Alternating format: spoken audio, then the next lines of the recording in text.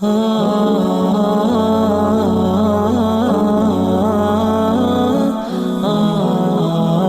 lisan kita memuji dan memuja Allah atas segala nikmat yang Allah limpahkan kepada kita, terutama nikmat Islam dan iman. Dan ini selalu kita ingatkan, karena dengan nikmat Islam dan iman kita jadi mengenal siapa Tuhan kita Allah yang telah menciptakan segala sesuatunya termasuk diri kita sendiri, dan kita jadi tahu apa tujuan kita ada di muka bumi ini, apa yang harus kita kerjakan, apa yang tidak boleh kita kerjakan, mana yang boleh kita nikmati dari makanan, minuman, pakaian, pendapatan, pergaulan, dan mana yang tidak boleh kita nikmati biasa dikenal dalam agama Allah dengan halal dan haram.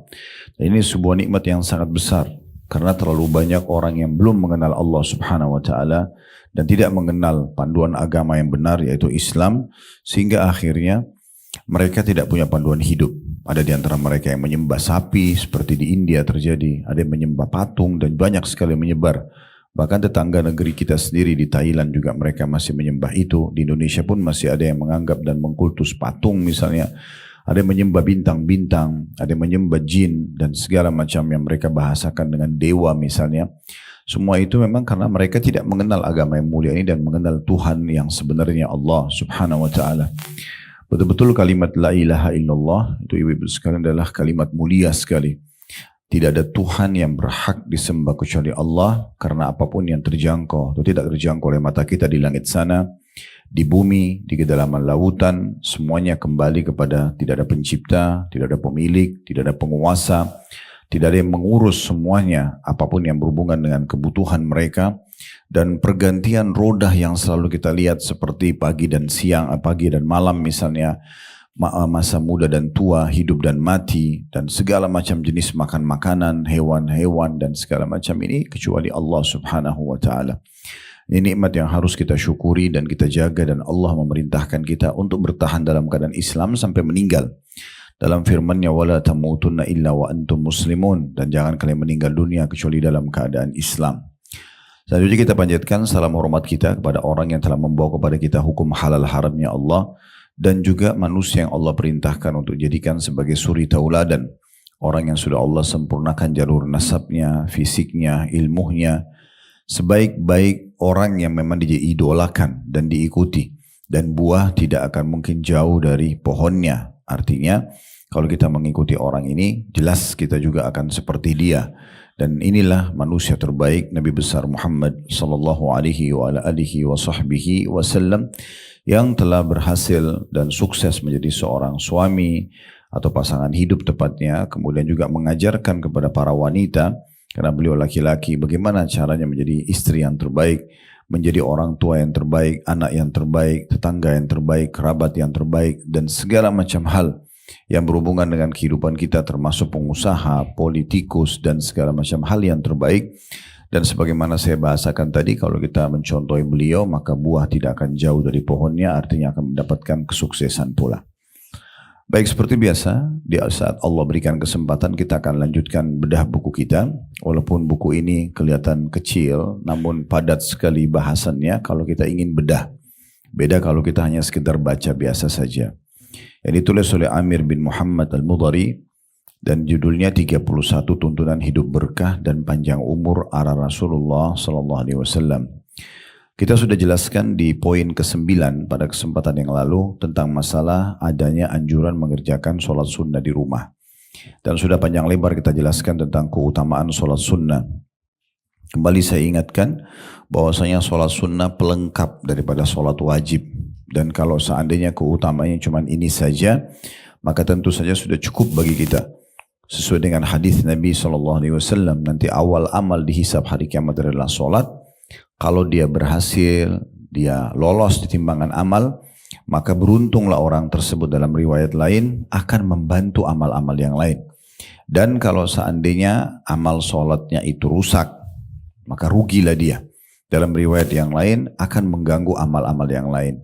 Bila sholat wajibnya ternyata didapati ada yang kurang khusyuk, lupa wudhu, lewat dari waktunya, lupa mengerjakannya, maka akan ditanyakan oleh Allah Subhanahu wa Ta'ala kepada para malaikat, coba cek sholat sunnahnya. Kalau ditemukan ada sholat sunnah orang tersebut, maka akan diperintahkan oleh Allah kepada para malaikat melengkapkan kekurangan sholat wajibnya.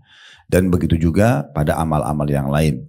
Jadi sedekah ibu-ibu akan membantu kekurangan zakat. Puasa sunnah akan melengkapkan kekurangan puasa Ramadan. Gitu ya.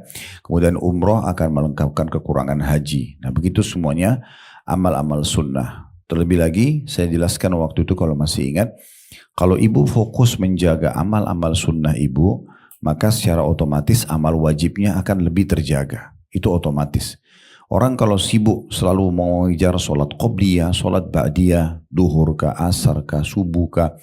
Misalnya subuh qobliyahnya kena ba'diyah tidak ada, duhur qobliyah dan ba'diyah, asar qobliyah kena ba'diyah tidak ada, maghrib dan isya qobliyah dan ba'diyah, maka otomatis sholat wajibnya terjaga. Mau nggak mau. Orang kalau sudah terbiasa dengan sholat malam, dengan sholat duha, dengan sholat sunnah wudu, dan sholat taubat dan seterusnya, maka otomatis dia tidak perlu dibahas lagi tentang sholat 5 waktunya. Dia akan jaga. Begitu juga orang biasa puasa sunnah, Senin, Kamis, Ayyamul Bid, maka puasa Ramadan jadi ringan buat dia.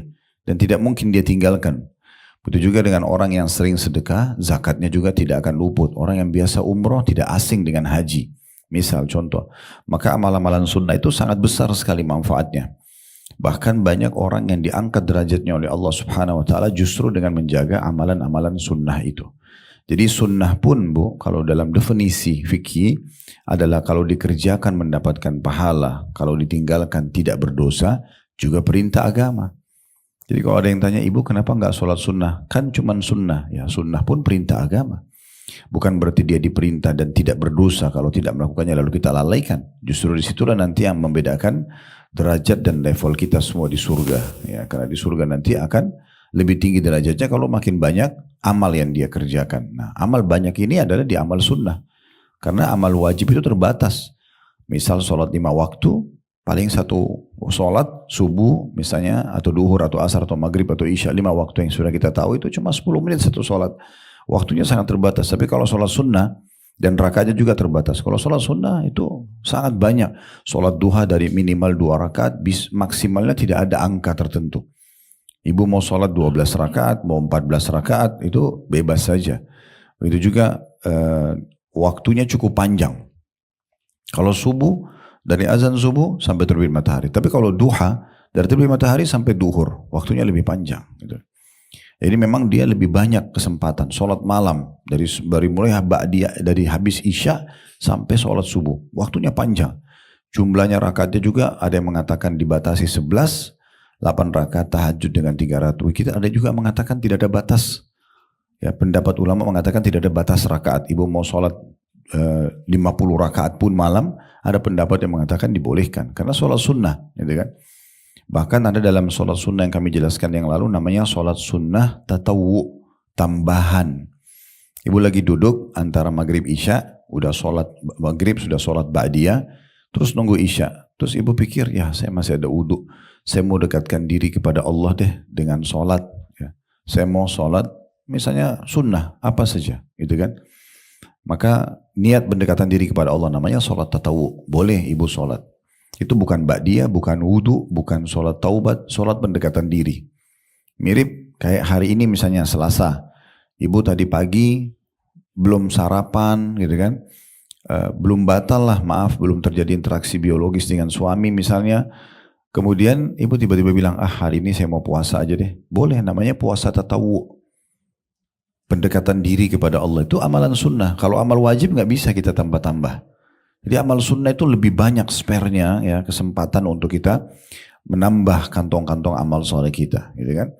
Zakat itu ada batasnya setahun sekali. Dan itu pun kalau memenuhi syarat haul dan nisab, masa setahun dan kadar minimal 85 gram emas. Dan dikeluarkan 2,5%. Ada penentuan. Kalau sedekah nggak ada batasnya. Ibu punya 100 miliar mau disedekahin semua silahkan. Kalau zakat 2,5% kan dibatasi. Jadi amal sunnah itu luar biasa luasnya ya kalau kita kerjakan. Begitu juga dengan puasa Ramadan setahun sekali. Memang betul sebulan. Puasa sunnah tidak sebulan, tetapi puasa sunnah banyak. Senin, Kamis, Ayyamul Bid, dan sepanjang tahun selain Ramadan dikerjakan. Ada 6 hari bulan Syawal, ada puasa Tasu'a dan Asyura, 9 dan 10 Muharram, ada puasa Daud sehari puasa Sabtu. Jadi banyak sekali, gitu kan. Haji setahun sekali. Ibu kalau datang selain musim haji ke Mina, ke Arafah, nggak diterima. Dan Arafah pun hanya tanggal 9 Zulhijjah, ya kan gitu. Mina hanya ada di hari Tarwiyah tanggal 8 dan 4 hari terakhir 10, 11, 12, 13 dari hari-hari Nahar dan juga hari Tasyrik. Tapi ini cuma saja 6 hari haji. Kita kalau datang di hari lainnya nggak bisa kita haji. Setahun sekali. Tapi kalau umroh, baru umroh minggu lalu. 3 hari lagi, umroh lagi. Gak ada salah. Boleh. Setahun bisa berulang-ulang kita kerjakan. Berarti kan peluang dari amal sunnah itu besar sekali. Oleh karena itu jangan disia-siakan. Karena ini besar sekali. Membantu kekurangan amal wajib. Dan juga secara otomatis orang yang suka dengan amalan-amalan sunnah, amal wajibnya akan lebih terjaga. Dan sekian banyak keutamaan yang sudah kita bahas ya. Ini cuma saya reviewkan saja di poin ke-9. Dan sholat sunnah ini, kalau ibu-ibu sudah kita tekankan pada yang lalu, ibu wajib dan sunnah tetap lebih afdal di rumah. Tapi ibu boleh kerjakan di masjid ya. Sementara bapak-bapak lebih afdal sholat wajib di masjid dan sunnahnya di rumah. Jadi boleh diingatkan suami, misalnya kalau dia sholat duhur atau sholat maghrib isya, anggaplah kalau bapak-bapak misalnya kerja di jam-jam seperti sekarang, nanti maghrib atau isya di rumah, kalau sholat wajibnya di masjid, sholat sunnah ba'diyahnya bisa kerjakan di rumah. Ya. Dan sholat sunnah yang dikerjakan di rumah itu lebih besar pahalanya. Kalau sholat wajib dikerjakan di masjid, itu bisa pelipat gandanya 25 sampai 27 kali lipat. Kan itu dibandingkan sholat di rumah. Kecuali ibu-ibu tetap lebih afdal di rumah ya. Tetapi kalau sholat sunnah dibalik. Kalau kita sholat sunnah di rumah, 25 kali lipat dibandingkan sholat sunnahnya di masjid. Jadi lebih besar sholat di rumah. Nah itu yang sudah juga dititikberatkan pada pertemuan kita yang lalu. Kalau ibu lihat di halaman 45 ya di situ ya. Atau 43 tepatnya. Di bagian atas sebelum poin nomor 10. Itu kan hadis yang terakhir kita bahas, afdalus salatil mar'i fi baiti illa al-maktuba. Sebaik-baik salat yang dilaksanakan oleh laki-laki ialah di rumahnya kecuali salat fardu. Baik, sekarang kita akan fokus membahas 2 jenis salat wajib. Mungkin sebagian orang kalau baca ini di poin 10, peliharalah salat isya dan subuh secara berjamaah. Ya, kami udah tahu salat isya, salat subuh. Kira-kira ada masalah apa kok jadi bahasan khusus? Kenapa ini dijadikan poin untuk menambah keberkahan hidup? Nah ini akan kita bahas, Ibu sekalian. Dan kita akan baca dulu seperti biasa hadis yang ditulis oleh penulis, baru kita panjang lebar insya Allah paparkan berhubungan dengan masalah syarah atau penjelasan. Baik, di sini sebuah hadis diangkat oleh penulis di halaman 43, saya bacakan dulu di poin 10, peliharalah salat isya dan subuh secara berjamaah. Dari Uthman bin Affan radhiyallahu anhu, anak mantu Nabi SAW sekaligus juga sahabat beliau, ia berkata bahwasanya Rasulullah SAW bersabda, "Man shallal isya'a fi jama'atin kana ka qiyami nisfi lailah, wa man shallal isya'a wal fajra fi jama'atin kana ka qiyamil lailah." Barang siapa yang melaksanakan sholat isya secara berjamaah, maka ia seperti melaksanakan sholat separuh malam. Artinya semalam suntuk, kalau dibagi misalnya 11 jam dari mulai ba'diyah isya sampai subuh, maka kalau dia sholat subuh berjamaah isya di masjid, seperti dia mendapatkan pahala setengah malam itu tidak berhenti sholat. Ya. Dan barang siapa yang melaksanakan sholat subuh secara berjamaah, maka ia melaksanakan sholat sepanjang malam. Nah, ada footnote di bawah di situ ya. Hadis diriwayatkan oleh Bukhari dan juga Muslim. Di situ dikatakan isya adalah di lembaran setelahnya ya, dalam masa setahun seakan-akan qiyamul lail, ya. Berdiri melaksanakan sholat malam selama 180 hari. Isya plus subuh selama setahun sama dengan 360 hari melaksanakan qiyam. Hadits ini, ibu-ibu sekalian, memberikan kepada kita penjelasan dari 5 waktu sholat yang ibu biasa disuruh jaga Allah, subuh, duhur, asar, maghrib, isya, ini terbagi lagi. Solat yang paling afdal, ya, yang umumnya ulama sepakati ya, ada juga khilaf di antara mereka, tapi yang pendapat umumnya itu adalah solat asar. Solat yang paling afdal adalah solat asar, beranjak daripada firman Allah Subhanahu wa taala, "Hafidhu 'alas salati was salatil wusta." Hafidhu 'alas salawati was salatil wusta. Jagalah salat-salat kalian, terutama salat pertengahan. Nah, salat pertengahan khilaf ulama panjang lebar, tapi yang paling dekat pendapat adalah mengatakan pertengahan antara salat pagi. Salat pagi itu subuh dan duhur. Kemudian salat malam, maghrib dan isya, maka dia berada di asar. Karena juga ada hadis Nabi SAW, siapa yang ketinggalan salat asar, ya, maka seakan-akan dia sudah kehilangan seluruh apa yang dia miliki, keluarga dan hartanya di muka bumi ini. Dan juga ada hadis yang menjelaskan, kata Nabi SAW selepas sholat asar kepada para sahabat, sesungguhnya sholat ini telah diwajibkan juga atas umat sebelum kalian, tapi mereka melalaikannya. Maka jagalah jangan sampai luput dari kalian. Dan sekian banyak keutamaan tentang sholat asar. Nah, yang kedua adalah isya dan subuh. Dari 5 waktu sholat ya. Baru kemudian duhur dan maghrib. Nah, ini urutan secara keutamaan. Ya. Kita bahas tentang masalah maghrib, isya dan subuhnya. 2 sholat inilah yang disebutkan dalam keutamaan tadi. Nah, dalam hadis ini disebutkan, siapa yang sholat isya, maka seakan-akan berjamaah ya, dia akan mendapatkan pahala setengah malam. Ya, setengah malam itu non-stop dari mulai ba'diyah isya, sholat salam sampai pertengahan malam. Kalau kita hitung malam itu 10 sampai 11 jam misalnya, maka sama dengan dia sholat 5 sampai 5,5 jam non-stop. Hanya dengan 1 kali sholat isya berjamaah. Nah, begitu juga dengan sholat subuh berjamaah, kalau dia lengkapkan, dia berjamaah juga subuhnya, maka setengah yang tersisa seperti dia sholat juga. Berarti semalam suntuk seakan-akan dia sholat.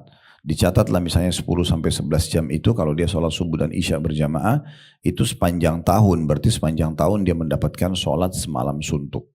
Nah, ini yang dimaksud dengan sholat tersebut.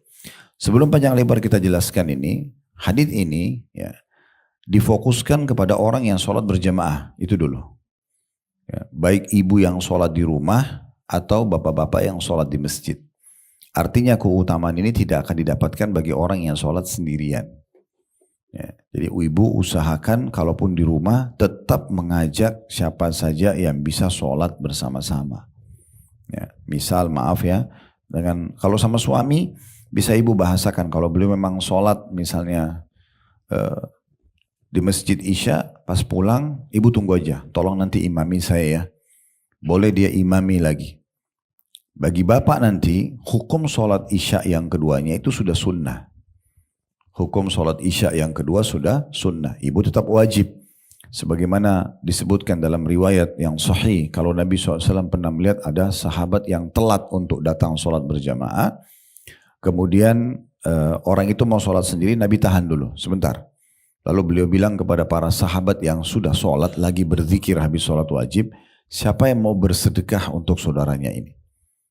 Temani dia sholat, jangan sendirian. Maka Abu Bakar pun berdiri dan menemani orang tersebut sholat. Jadi di sini ada istilah ulama, boleh bersedekah menemani orang yang sholat sendiri agar dia dapat pahala sholat berjamaah. Ibu yang menemaninya itu akan dapat pahala sholat sunnah. Ya. Diniatkan saja untuk mengerjakan atau menemani orang ini. Ya. Nanti Allah Subhanahu Wa Taala punya cara untuk menilai sholat pahala ibu yang ibu dapatkan. Jadi kayak misalnya pengajian begini pun tadi misalnya sholat duhur. Ibu berjamaah, saya tidak tahu tadi seperti apa, tapi misalnya ibu sholat berjamaah, ternyata ada yang telat, ada ibu lain datang, dia mau sholat sendiri. Ibu boleh mengatakan, saya temani ibu sholatnya. Nah, itu bisa ditemani, seperti itulah. Juga hadis Mu'adz bin Jabal radhiyallahu anhu, sahabat Nabi yang mulia ini dan sekaligus dai Nabi. Beliau seringkali sholat berjamaah sama Nabi di masjid, selepas itu beliau pulang mengimami lagi kaumnya. Jadi ada sukunya dia sendiri punya masjid kayak kita di RT-nya dialah gitu ya. Punya masjid sendiri, dia imami lagi mereka padahal beliau sudah sholat sama Nabi di masjid Nabi. Nah, di sini hukumnya Mu'adz bin Jabal sudah sunnah hukumnya. Sudah sunnah. Nah, ini contohnya. Atau misalnya ibu mengajak pembantu rumah tangganya, ibu mengajak anak-anak temani sholat. Intinya jangan sholat sendiri. Kalau ingin mendapatkan keutamaan yang besar ini. Sayang sekali ya. Saya bahkan kadang-kadang mendapatkan informasi ada orang satu rumah. tapi nggak sholat berjamaah. Antara ibu sama anak sholat sendiri masing-masing di kamarnya. Pembantunya sholat sendiri misalnya, atau suami istri sholat sendiri-sendiri. Kenapa sendiri-sendiri? Padahal pahalanya sangat besar. Ibu bayangkan untuk sholat setengah malam itu susah ya. Non-stop ya. Ibu sholat 2 rakaat salam, berdiri lagi, sholat lagi salam, setengah malam. Kalau kita hitung misalnya maghrib itu jam 6 misalnya kita contoh. Subuh itu jam 5, berarti 11 jam kan. Dari jam 6 maghrib sampai jam 5 subuh, ya kan? Berarti 11 jam waktunya. Itulah dianggap malam itu. Berarti kalau orang sholat isya berjamaah, dia seperti menghidupkan setengahnya. 5,5 jam non-stop sholat. Hanya dengan sholat berjamaah saja. Kenapa sholat sendiri? Kan gitu. Kemudian kalau dia sholat subuh juga berjamaah, setengah malam tersisa seperti 5,5 jam itu dia sholat lagi. Padahal sholat subuh berjamaah itu 5 menit paling, ya, sebentar sekali. Nah ini keutamaan yang tidak boleh luput dari kita, ya, harusnya kita perhatikan baik-baik. Baik, kita akan jelaskan dulu kira-kira apa sebabnya, kenapa di sini difokuskan tentang masalah sholat isya dan sholat subuh. Ada apa dengan sholat ini? Kenapa kok justru malam sholat ini yang dibahas gitu ya? Ini dikarenakan ya, karena sholat ini adalah sholat yang paling berat bagi orang munafik, paling berat bagi mereka ya. Sebagaimana dijelaskan di dalam sebuah hadis ya yang sahih, kata Nabi SAW, inna athqala salati ala al-munafiqina salatul isya'i wa salatul fajri. Walau ya'lamuna ma fihima la'atauhuma walau habwa. Sesungguhnya solat yang paling berat bagi orang munafik adalah solat isya dan solat subuh.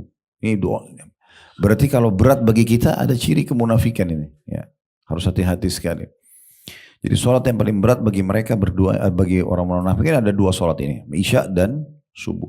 Andai saja, kata Nabi SAW, mereka tahu apa yang sudah Allah siapkan untuk orang yang sholat subuh dan sholat isya ini, atau sholat isya dan sholat subuh ini, maka mereka pasti akan berusaha mendatangi keduanya walaupun merangkak.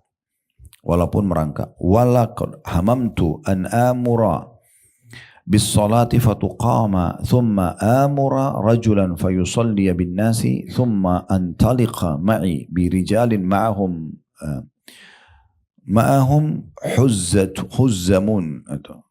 huzamun ya huzamun min hatabin ila qaumin la yashhaduna as-salata fa uharrika alaihim buyutahum binnar. Kata Nabi SAW, aku ingin sholat itu dikumandangkan, didirikan, diiqamahkan sholat itu. Kemudian aku memerintahkan seseorang lelaki menggantikan aku menjadi imam. Kemudian aku keluar bersama sekelompok laki-laki yang lain yang membawa kayu-kayu bakar. Kemudian ya, aku bakar rumah-rumah mereka dengan api karena tidak hadir sholat berjamaah. Ya, dan ini hadis yang sahih yang harusnya betul-betul dipegangi oleh setiap muslim, diriwayatkan oleh Bukhari dan juga Muslim. Nah, ada tanggapan yang menarik dari ulama tentang masalah sholat ini ya.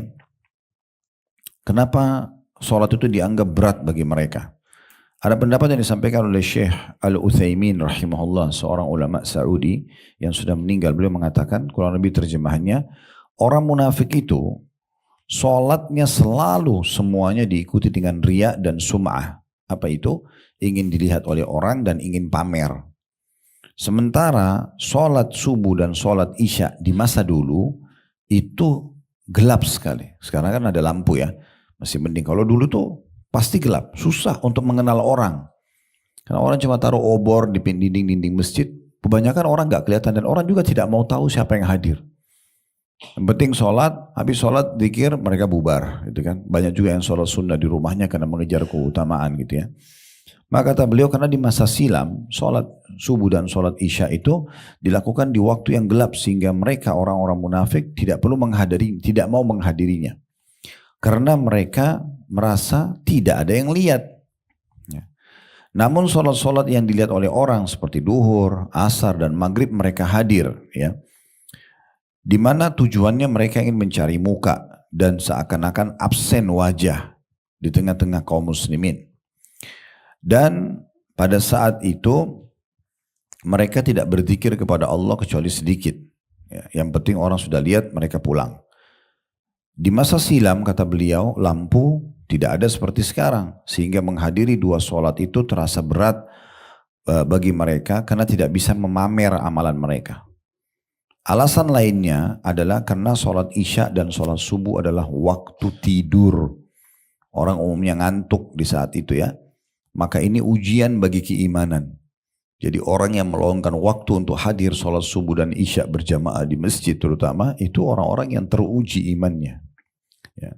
Dan ini dijelaskan oleh beliau dalam syarah Riyadus Shalihin beliau tentunya, di jilid 5 halaman 82. Kemudian kita coba masuk menjelaskan tentang masalah statement yang disampaikan atau sikap juga, ya, Nabi SAW dan para sahabat berhubungan dengan masalah sholat subuh ini. Disebutkan bahwasanya Umar bin Khattab radhiyallahu anhu beliau pernah pada saat ditusuk, ditikam, ya, di akhir hidupnya di tahun 23 Hijriah. Karena Umar bin Khattab jadi khalifah dari tahun 13 sampai 23 Hijriah. Nah, beliau pernah berdoa mengatakan begini, ya Allah, karuniakanlah aku mati syahid di kota Rasulmu, di kota Madinah. Kenapa Umar berdoa begini? Karena ingin mendapatkan dua keutamaan sekaligus. Karena mati di Madinah itu punya keutamaan. Kata Nabi SAW, "Man istata'a minkum an yamut fil Madinah falyamut." Siapa yang bisa meninggal di Madinah maka meninggallah. Kemudian juga meninggal mati syahid, kita tahu keutamanya besar. Karena orang mati syahid tidak akan kena fitnah kubur, tidak ditanya lagi sama mungkar nakir, dan bisa menyelamatkan 70 keluarganya dan segala macam hal keutamaan. Maka Umar ingin menggabungkan keduanya. Lalu kata anak beliau, Hafsah namanya, mengatakan, ya, sesungguhnya bagaimana anda bisa meninggal wahai ayahku di Madinah mati syahid, sementara Madinah aman di saat itu, ya, dan anda tidak ikut berperang. Kata Umar, ya'ti bihallahu insya, Allah datangkan kalau Allah mau. Maka datanglah Abu Lu'lu' menusuk Umar. Dan saking dalamnya tusukan itu, dari rusuk tulang belakang itu tembus sampai ke depan. Jadi waktu Umar dites, karena waktu itu masih belum ada alat, sedalam apa sih tikaman itu, karena darahnya ngucur terus, maka tabibnya suruh Umar minum susu. Susu itu keluar dari depan dan dari belakang. Jadi saking besar. Tapi belum datang ajal, belum meninggal. Beliau ditusuk dan malam itu berusaha diobatin. Tapi kita bisa bayangkan kalau tembus tusukan itu betapa dalamnya gitu, ya. Dan bagaimana caranya untuk disembuhkan gitu. Yang jelas pada malam itu, malam beliau ditikam, ada satu orang yang bernama Abu Bakar bin Sulaiman bin Abi Hathmah. Beliau menceritakan, anna Umar bin Khattabi faqada Sulaiman bin Abi Hathmah. Pada malam beliau sedang ditusuk itu, ada satu riwayat yang dinukil dari Al-Miswar bin Makhramah. Dia mengatakan, jadi saya luruskan tadi, ya, riwayat yang sebelumnya saya sebutkan itu akan kita bahas setelah ini. Riwayat ini adalah dinukil dari Al-Miswar bin Makhramah. Dia mengatakan, aku masuk menemui Umar pada malam dia ditikam. Jadi hari itu ditikam, dia tidak bisa berjalan lagi karena beratnya, ya, lubang dari belakang tulang rusuk sampai ke depan. Kemudian aku melihat dia tertidur. Umar istirahat malam itu. Lalu aku membangunkannya untuk sholat berjamaah subuh. Tiba-tiba Umar begitu mendengarkan, wahai Amir Mu'minin, waktu subuh sudah masuk. Umar langsung sadar lalu mengatakan, wala hadza fil islami liman tarakas sholat. Benar, tidak akan boleh ada kedudukan bagi seseorang dalam Islam yang meninggalkan sholat. Jadi seakan-akan Umar titip pesan, siapapun yang mau dijadikan sebagai calon suami, partner bisnis, tetangga, teman baik, lihat sholatnya dulu. Sholatnya pun awal waktu enggak. Kalau awal waktu dia peduli, begitu azan dia berhentikan semua aktivitasnya. Nah itu orang yang pantas untuk diberikan kedudukan, gitu, ya. Itu tolak ukur dari Umar. Maka Al-Miswar mengatakan fasalla Umar wa jurhuhu yath'abu dama. Lalu Umar pun bangkit berusaha dengan susah payah untuk sholat subuh berjamaah, sementara waktu dia bangun darahnya netes dari kedua lubang lukanya itu. Tetap untuk mengerjakan sholat subuh. Ya. Ini diriwayatkan oleh Imam Malik dalam kitab Muwatta beliau, dan ini hadis disahihkan tentunya ya. Jadi kita bisa lihat bagaimana pedulinya Umar radhiyallahu anhu dengan sholat subuh itu luar biasa itu.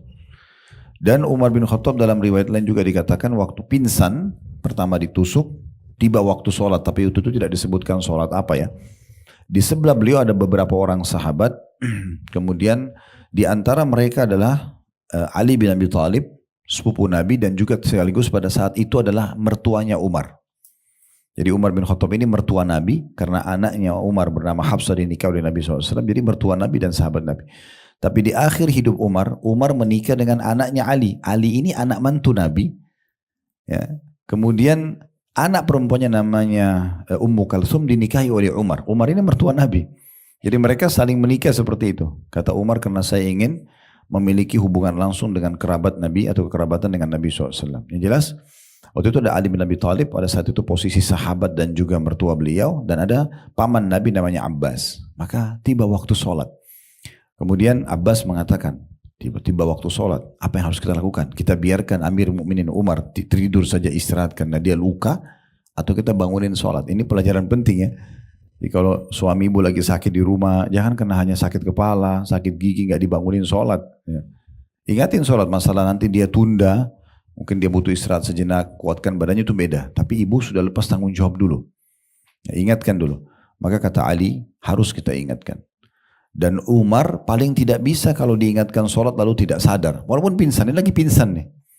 Maka Ali pun membisikkan kupingnya sambil mengatakan, Ya Amiral Mu'minin as-sholah. Wahai pemimpin orang-orang beriman, sholat. Begitu dengar kata-kata sholat, Umar bangun. Kaget, lagi pingsan kaget. Itu saking pekahnya. Seperti sudah terprogram di tubuhnya itu masalah sholat gitu ya. Lagi pingsan bangun. Kita kadang-kadang tidur pun ya bukan pingsan. Dengar azan masih nggak dengar gitu ya.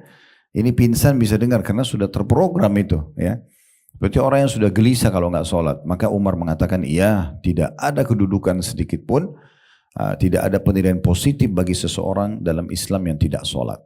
Itu karena peduli dengan sholat. Nah, riwayat tadi yang sempat saya sebutkan, riwayat yang dinukil dari ya Abu Bakar bin Sulaiman bin Abi Hathma, ini tentang kisah seorang sahabat bernama Sulaiman bin Abi Hathma. Nabi SAW mengajarkan kepada para sahabat, kalau habis sholat subuh, beliau suka cek sahabatnya. Itu kayak di absen gitu ya. Nabi liatin semua, mana si fulan, kenapa nggak datang? Kalau dikatakan, oh dia lagi sakit ya Rasulullah, Nabi jenguk. Tapi kalau dikatakan, oh tidak tahu, Nabi bilang, siapa tetangganya si fulan, coba dapat bawa informasi buat kami. Saking pentingnya disuruh hadir. Ya, itu di masjid, apalagi ibu di rumah ya. Ibu harus datang kamar anak-anak, bangunin, ayo sholat nak, sampai mereka bangun sholat. Ya. Bangunin pasangan hidup kita, ya, tetangga, bantal, suami, bangunin, sholat, ayo sholat. Tapi dengan cara yang santun, dengan cara yang baik, ya, dengan kelembutan membuat orang nyaman untuk bangun sholat, ya. Karena hadis Nabi SAW tentang sholat malam, semoga Allah merahmati seorang istri yang kalau dia bangun malam, dia mau sholat, dia banguni suaminya. Kalau suaminya menolak dipercikin air sedikit, jangan satu gayung, ya, supaya dia nggak marah gitu ya. Diambil air sedikit, dipercikin. Dan semoga Allah merahmati juga seorang suami yang mau bangun sholat malam, dia bangunkan istrinya. Nah, kalau istrinya nolak, dipercikin sedikit air. Dan kalau keduanya bangun sholat berjamaah sama-sama, maka dua-duanya dicatat malam itu sebagai orang yang banyak berzikir kepada Allah. Semalam suntuk. Nah, ini yang keromantisan yang benarnya di situ. Bangun sholat malam sama-sama, bukan ke bioskop sama-sama gitu ya. Baik, riwayat ini rupanya tradisi Nabi SAW suka mengecek sahabat itu dinukil juga oleh sahabat-sahabat yang diantaranya Umar.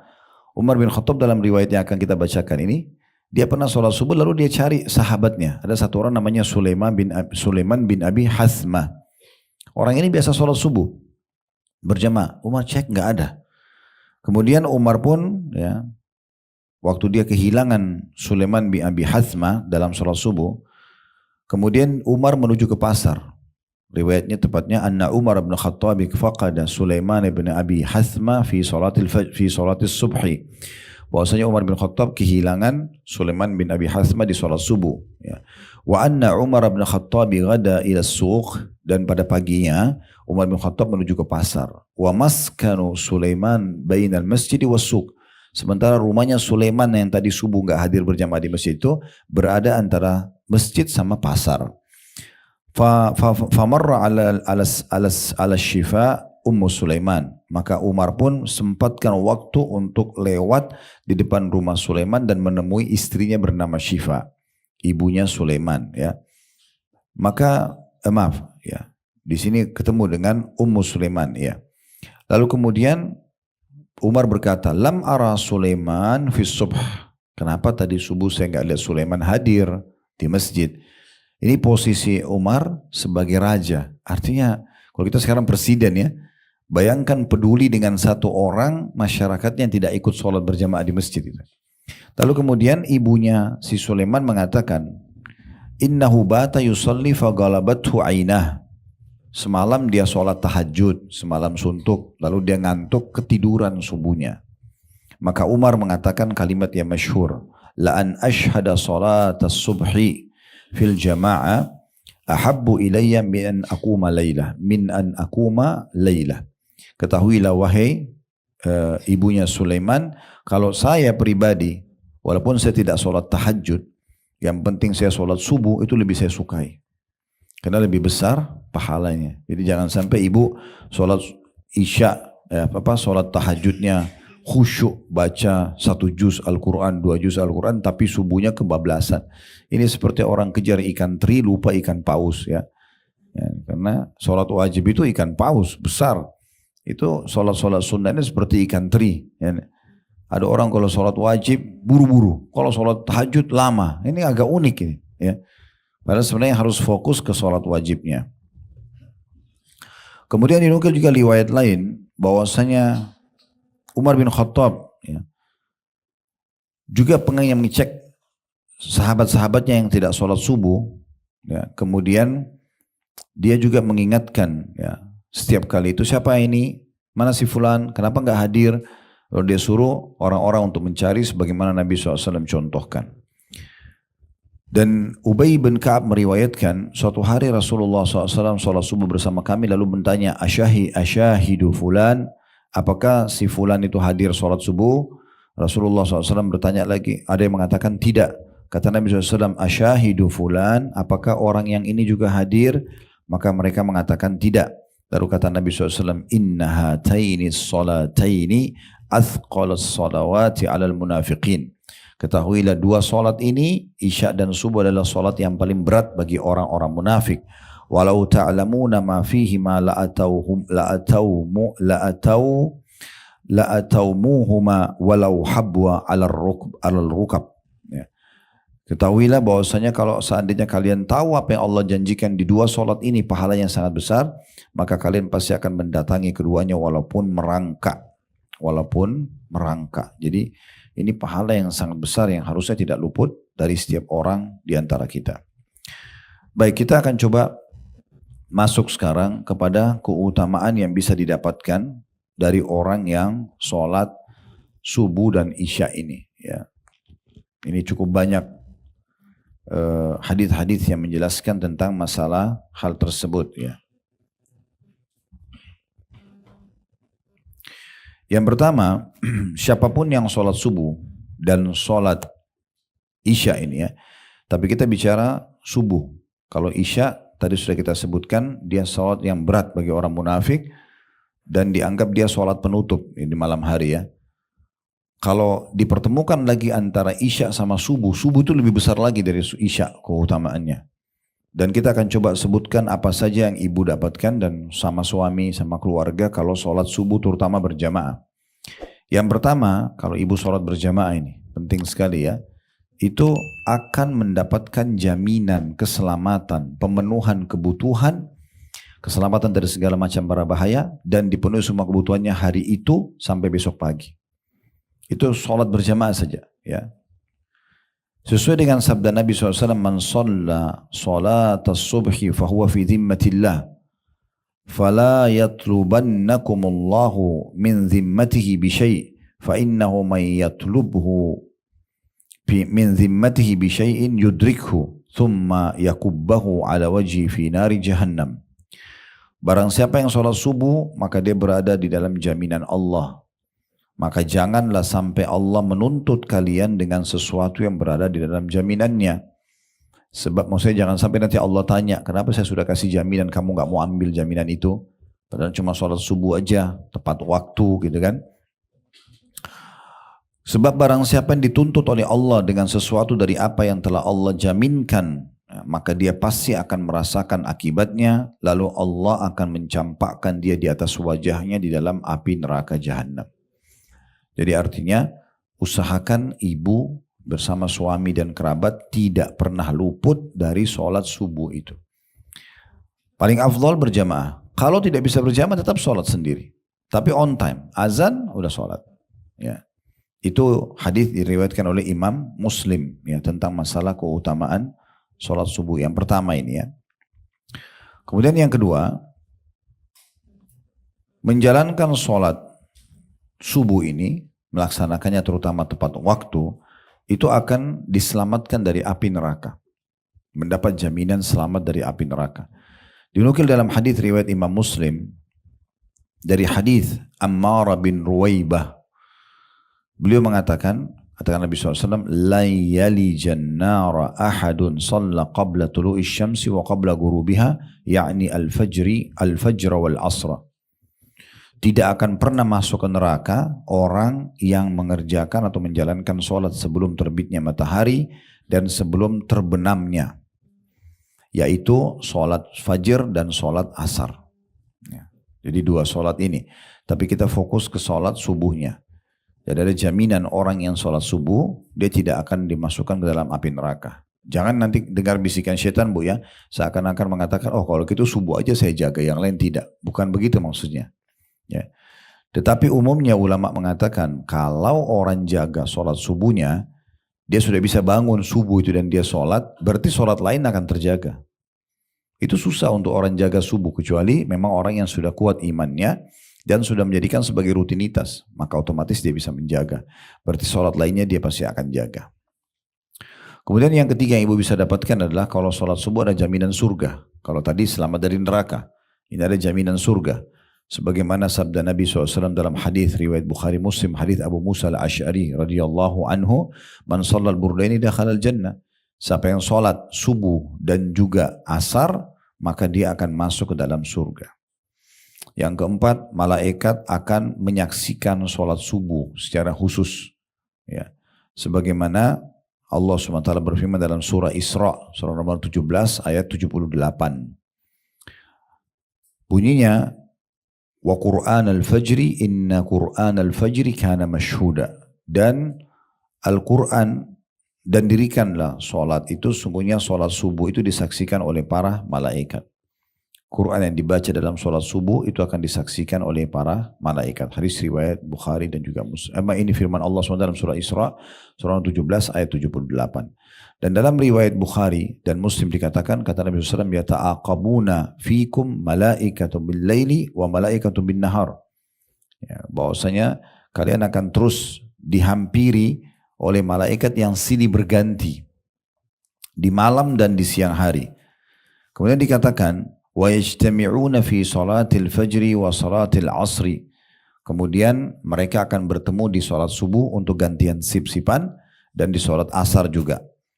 Thumma ya'rujul ladhi ya'tu atubatu ya'rujul ladhina batu fikum fayas'aluhum wa huwa a'lamu bihim kaifa taraktum ibadi.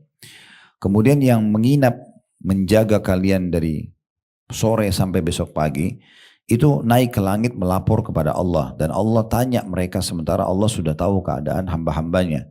Apa atau bagaimana kalian meninggalkan hamba-hambaku? Fayaqulun, maka para malaikat menjawab, taraknahum wa hum yusallun wa atainahum wa hum yusallun. Kami datang menemui mereka, kami meninggalkan mereka dalam kondisi mereka sholat, ya, karena pada saat datang asar ditemuin sholat. Nanti subuh ditinggalkan juga ditemuin lagi sholat. Maka kami tinggalkan mereka dalam kondisi sholat dan kami temui juga mereka dalam kondisi sholat. Ya. Kemudian juga orang yang sholat subuh, ya, apalagi kalau ke masjid ini dipastikan akan Allah berikan cahaya yang sempurna pada hari kiamat. Disebutkan dalam hadis yang sahih, diriwayatkan oleh Ibnu Majah, kata Nabi SAW, Bashiril masya'ina fi dhulmi atau fi dhulami ilal masajid bin nuri tammu yaumal qiyamah. Sampaikan berita gembira kepada orang-orang yang berjalan pada kegelapan menuju ke masjid di malam hari, baik itu isya ataupun subuh, dengan cahaya yang sempurna pada hari kiamat nanti. Ini keutamaan yang sangat luar biasa. Yang keenam, juga akan ditulis baginya dia seperti bangun semalam suntuk. Nah ini hadis yang kita sebutkan di buku kita tadi ya. Kalau dia sholat isya berjamaah seperti setengah malam dia sholat. Dan kalau dia sholat subuh seperti setengah malam juga dia sholat.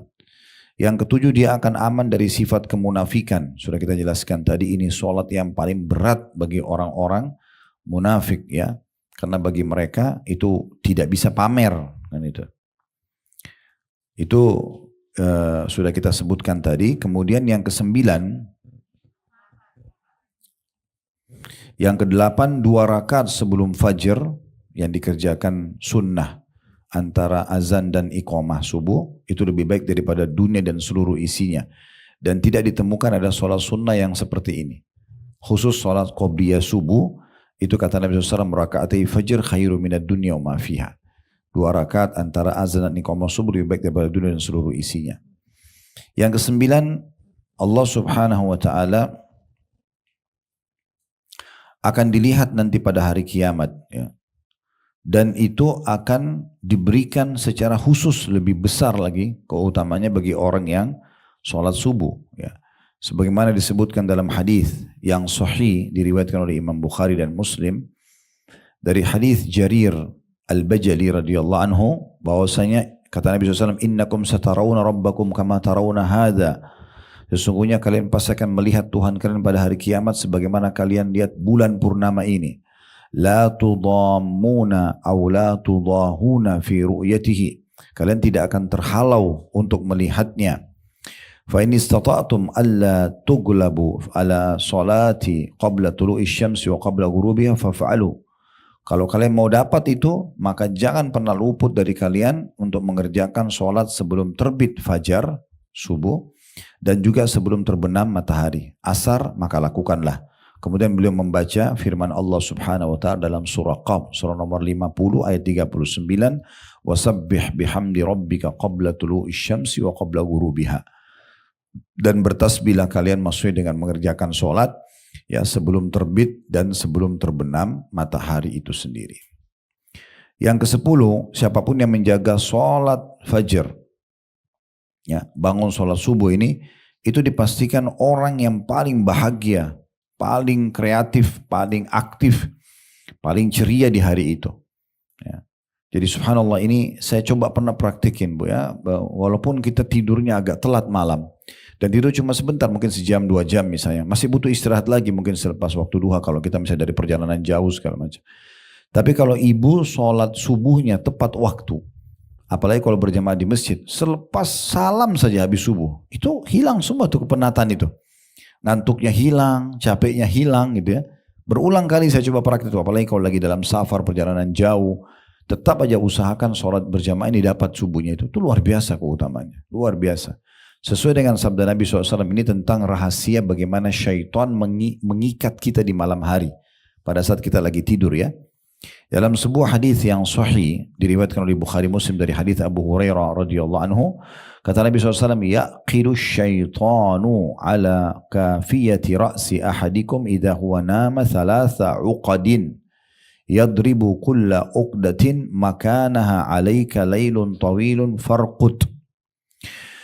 فإن استيقظ فذكر الله إن حلت عقدة فإن توضأ إن حلت عقدة فإن صلى إن حلت عقدته كلها فأصبح نشيطا طيب النفس وإلا أصبح خبيث النفس كسلان. Coba perhatikan terjemahannya Bu ya, ini dalam sekali. Kata Nabi SAW, pasti syaitan itu akan mengikat tengkuk kepala salah seorang di antara kalian ketika dia tidur dengan 3 ikatan. Tengkuk itu ini ya, bagian belakang diikat sama syaitan dengan 3 ikatan. Lalu dia memukul setiap ikatan itu dengan mengatakan bagimu malam yang masih panjang, maka tidurlah. Semua 3 ikatan itu ada bisikan itu. Jadi kalau ibu bangun malam pasti yang paling pertama, ngantuk, masih panjang, baru 2:30, masih 2 jam subuhnya, masih setengah 4, masih ada. Kadang-kadang 5 menit lagi pun syaitan masih bisikin. 5 menit tidur dulu, 2 menit deh, akhirnya kebablasan. Ya. Banyak pengakuan, alhamdulillah. Berarti ada fakta ya. Lalu Nabi SAW berikan rahasia. Bagaimana caranya supaya selamat dari itu? Ya, kata Nabi SAW, kalau dia bangun, kemudian menyebut Allah. Ini dulu yang pertama. Ya, ibu zikir. Apa saja, alhamdulillah misalnya. Apalagi kalau baca doa bangun tidur, bagus. Alhamdulillahilladzi ahyana ba'da ma amatana wa ilaihi nusyur. Segala puji dan puja bagi Allah yang telah menghidupkan kami setelah mematikan kami. Karena orang kalau tidur itu kan mati bu ya sebenarnya. Ya, kata Nabi SAW, an-nawmu akhul maut. Tidur itu saudaranya mati. Ya, cuma bedanya kita kalau tidur itu ruhnya keluar tapi bukan keluar seperti orang yang mati selamanya. Kata Nabi SAW, kalau Allah masih izinkan dia hidup, Allah kembalikan ruhnya. Kalau tidak, maka Allah tahan ruhnya, meninggallah dia. Makanya orang kalau mati itu gak kena hukum. Ya, kebablasan tidur, dia tidak berdosa memang kan. Atau dia tidak sengaja mukul orang lagi tidur. Tidak ada hukum orang kalau tidur itu. Diangkat pena catatan termasuk dari orang tidur sama dengan orang gila sampai sadar sama anak kecil sampai dia balik. Jadi berzikir. Kalau ibu bisa zikir ini lebih bagus lagi. Yang kata Nabi SAW, siapa yang kaget tengah malam. Lalu dia baca la ilaha illallah wahdahu la syarikalah lahul mulku wa lahul hamdu wa huwa ala kulli syai'in qadir. Itu zikir pertama. Terus yang kedua subhanallah walhamdulillah wa la ilaha illallah Allahu akbar. Yang ketiga wala haula wala quwata illa billah. Kemudian dia tambah dengan Allahumma gfirli. Setelah tiga zikir dia tambah dengan Allahumma gfirli, maksudnya Allah ampunilah aku.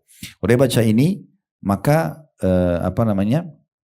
akan diterima doanya. Kalau dia berdoa akan diampuni dosa-dosanya, dan kalau dia sholat akan diterima sholatnya. Intinya sebenarnya berzikir. Kalau bangun berzikir, ikatan pertama di tengkuk kita lepas. Lalu kata Nabi SAW, kalau dia berwudu, bangun lalu wudu, terlepas ikatan yang kedua. Kalau dia sholat, maka terlepas ikatan ketiga. Kalau ibu bangun dari tahajud udah kerjakan, terus sambung subuh itu bagus banget. Tapi kalau tidak, minimal jangan kehilangan subuhnya. Ya. Jangan kehilangan subuhnya. Nah kalau sempat mengerjakan 3 kali ini, berzikir, wudu, lalu sholat, walaupun subuh saja, tidak usah bicara tahajudnya misalnya. Maka apa kata Nabi SAW, ini janji beliau dalam hadis sahih ini. Kalau dia mengerjakan ketiga hal ini, maka pastikan ketiga ikatan tersebut telah terlepas. Dan pasti orang ini akan mengawali paginya dengan jiwa yang sangat baik, sempurna. Ya. Nasyid itu aktif. Ya. Jiwanya gembira. Namun jika dia tidak melakukannya, justru tidur, justru kebablasan, bangun tidur nggak zikir, nggak wudu, nggak sholat, maka engkau akan temukan jiwanya buruk dan akan jadi pemalas. Hari itu suntuk aja, gitu kan. Kalau orang kelewatan subuh itu suntuk gitu, ya. Ini salah satu keutamaan yang luar biasa yang harus kita jaga, gitu ya. Ini yang ke-10 ya tentang masalah hal tersebut, ya. Kemudian yang ke-11, orang yang tertidur subuh, ya, itu berarti dikencingi kupingnya oleh syaitan. Artinya orang kalau bangun, kupingnya nggak dikencingi oleh syaitan. Bagaimana Allahu alam, ibu nggak usah cari mana air kencingnya gitu ya. Tapi yang jelas Nabi kasih bocorannya begitu ya. Di dalam hadis yang sahih riwayat Bukhari Muslim dari hadis Ibnu Mas'ud radhiyallahu anhu, pernah ada sahabat yang bertanya begini, ya Rasulullah, bagaimana menurut anda dengan orang yang ketiduran sementara azan subuh dikumandangkan? Dia sama sekali nggak dengar azan subuh itu. Apa kata Nabi SAW? Zaka rajulun bala syaitanu fi udunaihi. Itulah seseorang yang syaitan kencing di 2 kupingnya. Au qala fi udunihi, atau salah satu kupingnya. Ya. Jadi memang ini Syaitan bukan bisikin, syaitan memang membuat supaya dia lalai dari sholatnya itu. Memang ini ibu-ibu sekalian ada banyak penyampaian Nabi SAW yang mungkin kita harus faham baik-baik ya. Seperti hadis sahih juga Bukhari, kata Nabi SAW, kalau kalian terbangun, ya, maka segeralah istinsyak, menghirup air di hidung. Kalau bisa wudhu langsung lebih bagus ya. Tapi kalau ibu masih ngantuk banget, mau bangun sholat tahajud atau sholat subuh misalnya, ibu ambil air di keran, kemudian masukkan air di hidung, dikeluarkan. Seperti orang kalau lagi mau istinsyak. Hirup dengan tangan kanan, keluar dengan tangan kiri. Maka itu akan menghilangkan syaitan. Kata Nabi SAW, karena syaitan tidur atau bertengker di dalam lubang hidung kalian. Bagaimana kita nggak tahu, ya. Tetapi begitulah yang Allah SWT izinkan buat mereka, gitu ya. Jadi harus hati-hati banget ya masalah ini. Dan hati-hati dengan ancaman kalau ada orang yang justru sengaja tidur, apalagi dia diberikan kesempatan, ya. Dia sudah hafal beberapa surah Al-Quran dan dia bisa baca dalam sholat subuhnya gitu kan. Dan dia juga enak kayak kita sekarang, Masya Allah. Bayangkan ibu sekarang kalau kita berada di Gaza sekarang, susah. Di tenda, tendanya pun dibom. Gak ada sama sekali ketentraman. Ibu di ruangan AC, ranjangnya enak, kamar mandi dalam kamar. Apa yang membuat malas lagi ini untuk tidur? Ya, untuk sholat maksud saya gitu ya. Tidak ada kecuali penyakit al-malas itu ya. Jadi ada sebuah riwayat yang unik, riwayat Imam Bukhari. Nabi SAW menyampaikan tentang kisah bagaimana beliau ya bertemu dengan malaikat. Kemudian beliau mengatakan, satu waktu pernah aku diperlihatkan seseorang yang baring. Kemudian ada orang di sebelahnya memegang batu. Lalu batu itu dihantamkan ke kepalanya sampai hancur. Lalu batu itu gelinding.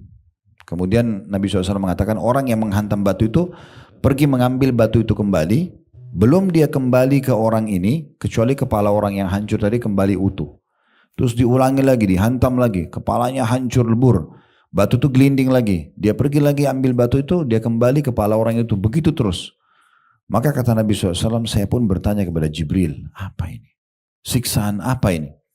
Maka kata Nabi SAW, Jibril mengatakan, innahu rajulul ladhi ya'khudul qur'ana fayarfiduhu. Wa yanamu anis salatil maktubah. Sesungguhnya dia orang yang sudah mengambil Al-Quran lalu menolaknya. Sudah ada hafalan Quran tidak mau diamalkan. Walaupun cuma inna ataina wal asr, surah pendek, harusnya kan diamalkan dalam sholat. Dia sama sekali tidak lakukan. Dan dia sengaja tidur meninggalkan sholat wajib. Jadi termasuk sholat subuh di sini. Kan umumnya orang kalau tidur itu sholat apa? Subuh, isya gitu kan. Ya berhubungan dengan bahasan kita. Nah di waktu subuh berarti memang ancaman tadi dihantam kepalanya dengan batu itu justru ya karena kerasnya siksaan di situ ya, karena kerasnya ancaman di situ. Dan mungkin ya Allahu alam kalau orang sudah fokus untuk bisa menjaga sholat subuh dan sholat isya ini, insya Allah sholat lainnya akan lebih terjaga. Karena memang dia berhubungan dengan waktu istirahat ya, ngantuk malam, atau tepatnya sih juga bisa dikatakan waktu lalai, waktu lalai. Karena orang malam itu kan lebih santai ya. Aktivitas kita kan banyak kan pagi, siang, sore ya. Malam itu orang sudah lebih santai di rumah. Nah santai ini itu membuka pintu syaitan luar biasa. Makanya orang kalau sudah santai di rumah itu, pegang remote TV udah gak berhenti tuh. Ya, atau pegang handphone, lalai dia. Kelalaian itulah pintu syaitan. Karena ibu kalau sibukkan diri dengan sesuatu aktivitas, maka syaitan gak bisa lagi mengganggu kita. Misalnya ibu duduk di majelis ilmu begini, syaitan gak bisa lagi buat ibu suruh ibu keluar, karena ibu sudah ambil keputusan. Tinggal dibuat mungkin lalai, mungkin dibuat ngantuk, dibuat apalah gitu ya. Dia kurangin aja pahalanya. Kayak kita mau bangun sholat misalnya, sholat tahajud, kita sudah berazam, enggak saya mau sholat. Bangunlah sholat malam. Syaitan gak bisa lagi suruh kita berhenti sholat, tapi dibuat minimal kurang khusyuknya gitu kan, kurang keikhlasannya, kurangin